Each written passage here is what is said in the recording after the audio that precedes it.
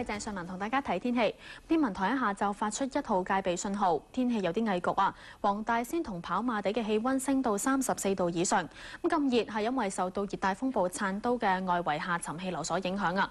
咁喺下晝5點，熱帶風暴燦都集結喺香港東南偏南，大約係490公里。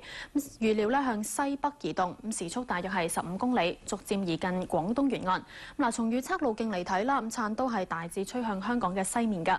天文台錄得氣温介乎27.8至到33度，相對濕度喺69%至到89%之間，吹和緩東至東南風。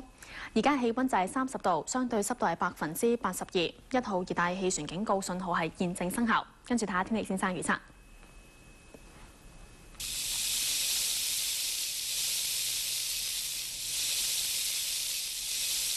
預測今晚係漸轉多雲，同埋有幾陣驟雨，海面會有湧浪。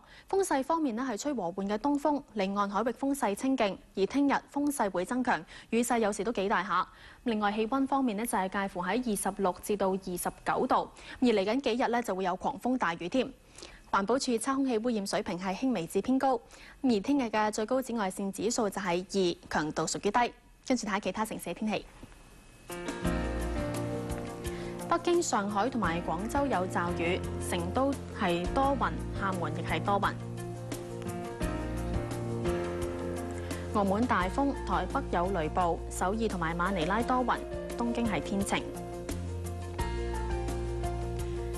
胡志明市、曼谷同埋新加坡有雷暴，吉隆坡天晴，孟買有驟雨。雅加達有雨，悉尼同墨爾本有驟雨，布里斯班係天晴，奧克蘭無雨。洛杉磯、三藩市同埋紐約係多雲，溫哥華天晴，多倫多有驟雨。